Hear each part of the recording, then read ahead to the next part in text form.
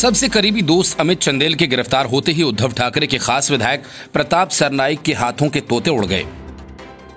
Money laundering मामले में चंदेल की गिरफ्तारी के बाद सरनाईक को इस बात का अंदेशा हो गया कि ईडी के हाथ कभी भी उसकी गिरेबान तक पहुंच सकते हैं, इसलिए आनन फानन में उसने अपने को क्वारंटीन कर लिया।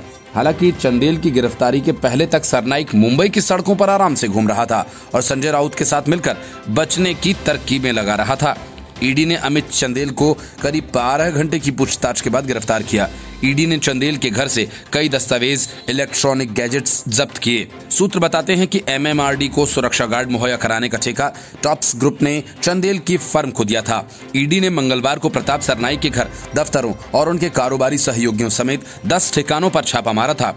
जब वह गोवा में थे, 175 करोड़ के मनी लॉन्ड्रिंग घोटाले में छापेमारी के बाद ईडी ने सरनाईक को पूछताछ के लिए तलब किया, लेकिन गोवा से मुंबई आने वाले सरनाईक ने राज्य सरकार के नए नियम का हवाला देते हुए खुद को अपने घर में क्वारंटीन कर लिया और ईडी से पेश होने के लिए वक्त मांगा।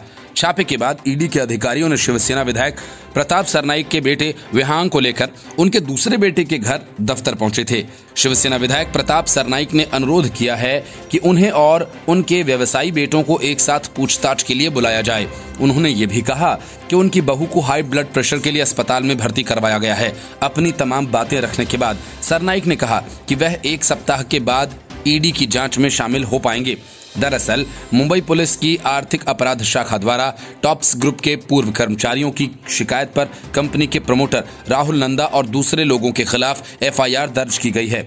इसी एफआईआर के आधार पर ईडी ने इन्फोर्समेंट केस इन्फॉर्मेशन रिपोर्ट दर्ज की। इसी साल 28 अक्टूबर को दर्ज की गई एफआईआर के मुताबिक टॉप्स ग्रुप ने Mumbai metropolitan regional development authority यानी एमएमआरडी को 175 करोड़ रुपए का चूना लगाया।